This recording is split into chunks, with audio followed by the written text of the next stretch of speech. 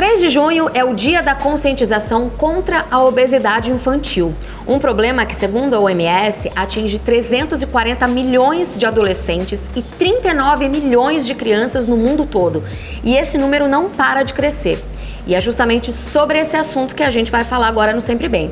E eu tô recebendo aqui a Camila Guerra, que é endocrinologista infantil, e a Vanusa Chagas, que é pediatra. Bom dia, meninas. Bom dia. Vamos começar falando o que é a obesidade em si, Camila.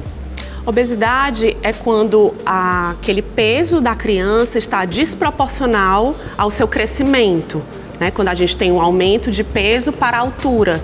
Isso tem um gráfico de crescimento que todos os pediatras acompanham mensalmente ou em todas as consultas, a gente coloca no gráfico para ver como que está o perfil nutricional dessa criança. Então isso a gente descobre indo ao médico, esse perfil para ver o quanto a criança está acima do peso. Isso, é fundamental que toda criança tenha um acompanhamento pediátrico de rotina. Sim, e aí então muitas vezes os pais levam a criança no consultório, o pediatra é o primeiro contato nesse caso, né? Isso, e é importante esse acompanhamento começar antes até do período gestacional. Hoje em dia se fala muito na consulta de pré-natal, onde nós já damos orientação para as famílias, né, de todos os cuidados, além dos exames laboratoriais, tudo que é feito, a alimentação, os cuidados com a alimentação também e todos os outros fatores que também são importantes. Eu queria que vocês falassem um pouquinho sobre os principais riscos da obesidade infantil hoje em dia. Uma criança que está acima do peso, ela pode desenvolver pressão alta, ela pode desenvolver problemas de colesterol, ela pode desenvolver diabetes, que é uma doença que a gente não associa logicamente à criança, né? Além de problemas articulares, pensa que o peso dela está acima do que ela deveria estar suportando. Então pode dar dor nas pernas, pode dar deformidade do joelho, que é aquele joelhinho muito afastado ou muito junto, né? Vai pisar de uma forma errada, o calçado vai ficar, né, desajustado, né? Além das questões emocionais. Além dos fatores orgânicos, é importante também destacar esse impacto emocional que a obesidade tem na escola, na família. Essa criança começa às vezes a não querer sair, a desenvolver uma depressão infantil, que também vai levar a um sedentarismo maior e repercute também no aumento dessa obesidade. E a obesidade infantil, ela muitas vezes está ligada a uma herança familiar? Sim, a gente sabe que tem os dois aspectos. A gente sabe que uma criança que tem um pai obeso já tem uma chance maior de desenvolver obesidade. E quando ela tem esses dois pais obesos, a chance é muito maior, superior a 70%, 80%, né? Então tem um componente, sim, herdado dos cromossomos, do DNA, da parte genética, mas o principal é o ambiental. Porque mesmo que eu tenha uma predisposição muito forte, se a minha alimentação for muito correta, se eu tiver um hábito de vida saudável com prática frequente de atividade física, essa genética ela vai ser reduzida, vai ser diminuída, né? E ao contrário também, se eu não tenho genética para obesidade, mas a minha alimentação é totalmente disfuncional, né? Eu tenho um sofrimento que leva a minha criança a comer muito, né? E ser sedentária, muito uso de eletrônico, essa herança benigna, né? Essa herança boa também vai ser anulada. Sim. E é muito importante também a gente ressaltar que além dessa questão do espelho, né, para a alimentação, para o comportamento alimentar, a composição de pratos, se alimentar com verduras, legumes, muitas frutas, a questão da atividade física também é importante. Se eu tenho pais que praticam atividade física e eles ressaltam a importância disso para os filhos, essas crianças elas tendem a repetir esse padrão, que é importantíssimo na prevenção da obesidade. A gente vai ver agora umas dicas aí para as crianças saírem do sedentarismo. Vamos ver. Oi, eu sou Karine Conrado, profissional de educação física, e hoje estou aqui para te passar 5 atividades físicas para a criança, assim para evitar o sedentarismo e a obesidade. A minha primeira dica é natação. Sabemos que a atividade física está correlacionada ao seu desenvolvimento psíquico e motor. A natação vai trazer uma melhora na sua resposta cardiorrespiratória, assim proporcionando uma maior oxigenação nas células da criança e assim aumentando a sua imunidade. A minha segunda dica são esportes coletivos. Isso engloba futebol, basquete, vôlei. Além de trazer um desenvolvimento motor, físico, ou seja, fortalecimento muscular, destreza, agilidade, os esportes coletivos trazem para a criança, agregam características que vão ser usadas lá no futuro, como a socialização, a questão do ganhar, do perder, do entender e sim, de conviver no contexto geral. E a terceira dica é dança e ginástica, seja ela rítmicas ou artísticas. Ela, além de proporcionar um desenvolvimento motor, como já foi dito em outras atividades, como a destreza, o equilíbrio, a consciência corporal, ela vai proporcionar uma disciplina. Para quem faz tanto essas duas modalidades, ela vai adquirir uma consciência motora e psicológica, porque não é fácil decorar movimento de acordo com a batida da música, de acordo com o que tem que ser proposto, de acordo com a coreografia. Nossa quarta dica é lutas, seja judô, karatê, muay thai. Essas modalidades são extremamente importantes para o aspecto motor, físico, ganho de força muscular, melhora cardiorrespiratória e, além disso, proporciona à criança uma disciplina extrema, uma consciência de respeito ao próximo e, principalmente, uma consciência consigo. E nossa última dica é uma modalidade, na realidade duas modalidades que estão super em alta, que é o skate e o patins, que pode ser praticado tanto em ambientes ao ar livre quanto em centros de treinamento. Sim, estão abertos por todo o país. Lembrando sempre a segurança, dos aparelhos, que é o capacete, a cotoveleira, a joelheira. E além disso, vai proporcionar na criança o equilíbrio, a destreza, a força muscular, o fortalecimento do corpo em geral, além de ser divertido e proporcionar um dia diferente para ela. Essas foram as minhas dicas. Eu espero que vocês tenham gostado. Lembrem, papais, incentivem os seus filhos, mantenham-se ativos. Qualidade de vida é se manter ativo. É isso aí, muito bom, obrigada, viu, Karine? Agora falando um pouquinho de adolescente, porque a gente também não pode negar, a influência das redes sociais hoje em dia e aí essa busca do corpo perfeito, quanto isso pode influenciar de maneira negativa hoje em dia?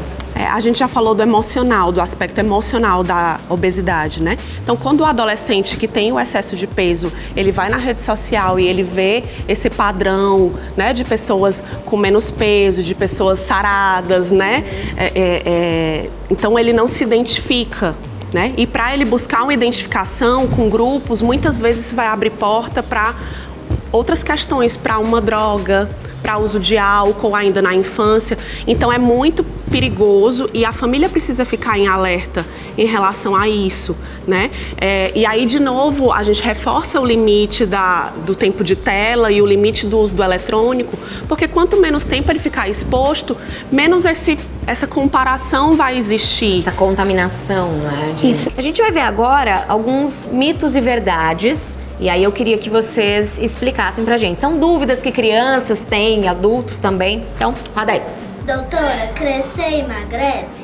Oh, meu Deus, que fofa! Crescer emagrece? A gente tem que lembrar que existe gordura e músculo.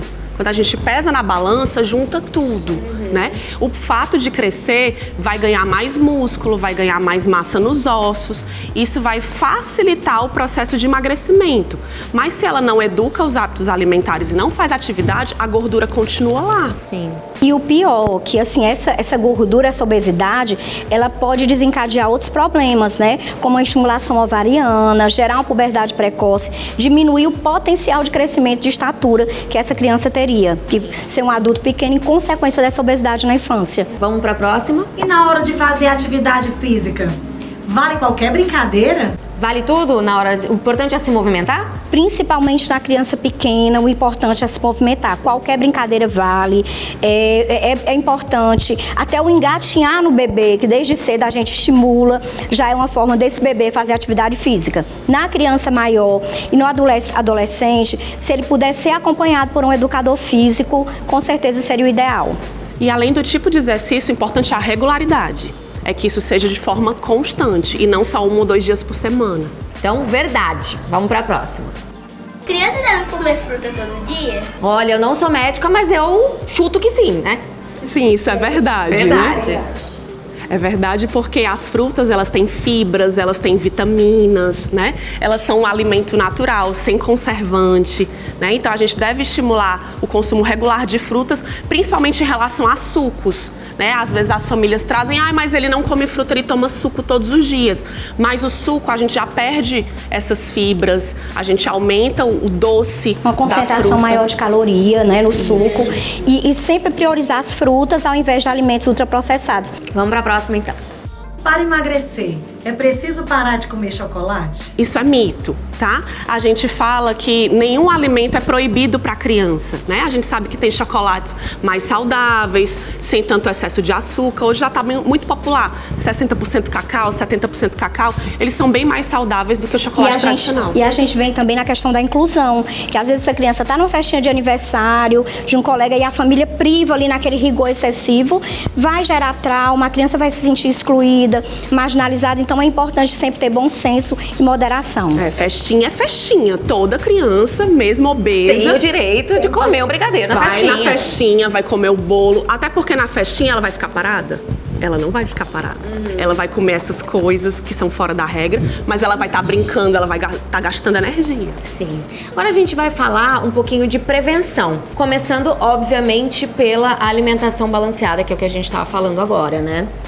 Isso, a gente já falou das frutas, né? Mas também a gente ressalta os legumes, as saladas cruas, isso todo mundo já sabe, né? Mas a gente também ressalta o consumo regular de proteína. O que é proteína? É aquele grupo alimentar que vai servir para a criança ganhar massa muscular, ganhar massa óssea, o cabelo ficar legal, os dentes se desenvolverem e crescerem saudáveis, né? Vai fortalecer o sistema imunológico. Então, onde que tem proteína? Na carne, no frango, no ovo, no feijão, no queijo, né? Isso são alimentos que fazem parte da nossa mesa tradicional e que também são estimulados. Sim. Respeitar os horários das refeições, né? Que é a hora sagrada. A criança precisa ter uma rotina para isso, né? Precisa, a criança precisa ter uma rotina. Pela questão do hábito mesmo alimentar, pela questão da composição do prato, de você ter um momento da criança ter calma e não comer correndo, que é outra coisa importante também, e não ter as famosas distrações de tela, nem por parte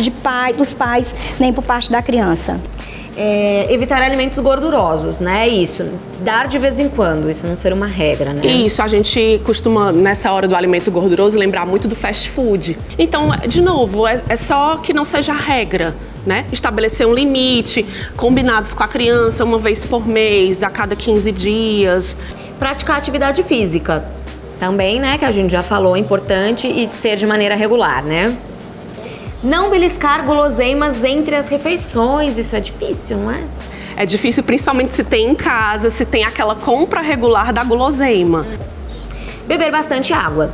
E além da prevenção da própria questão da obesidade, a água também ela tem um papel na nossa imunidade, funcionamento de rim, tudo. Então, assim, é valorizar. Hoje em dia se fala tanto de se prevenir de doença, de imunidade, remedinho para a imunidade, e a água está ali à nossa mão. Como tratar a obesidade infantil? Precisa de uma equipe multidisciplinar, mas o primeiro passo, principalmente se essa criança já tiver algum discernimento, alguma capacidade de compreensão, já começar a ter essa primeira conversa com a criança. E é impressionante como você cativa, como você consegue já colocar algumas coisas. Eu tenho pacientes que conseguiram modificar a alimentação da família a partir de uma conversa e de uma mudança de atitude da criança. Então, assim, é importante isso, é importante o envolvimento da família, do nutricionista, do psicólogo, do endocrinopediatra. Então, todos esses elementos e uma mudança de hábito de vida. Isso passa por tudo, e a mudança de hábito familiar. Sim. Pra gente encerrar, que conselhos que vocês deixam para os pais? Bem, olhem, levem seus filhos regularmente ao pediatra, né? O pediatra é a figura central para qualquer criança, seja obesa ou não, né? A gente tem a cultura de que tem que levar quando está doente e, na verdade, tem que levar num ritmo regular, pelo menos uma vez por ano. Qualquer criança tem que ir no pediatra para pesar, para medir, para conversar. Para aquela mulher que ainda está pensando, né, em gestar, engravidar, então que comece a se preparar, já também com acompanhamento correto, que faça sua consulta de pré-natal, visando já boas orientações de amamentação exclusiva, permanecer com aleitamento materno exclusivo 6 meses de vida, que é uma das formas principais hoje de se prevenir obesidade infantil, e permanecer com esse aleitamento, com a introdução alimentar correta aos 6 meses de idade e amamentar pelo menos até os 2 anos. Isso aí, muito obrigada, viu, gente?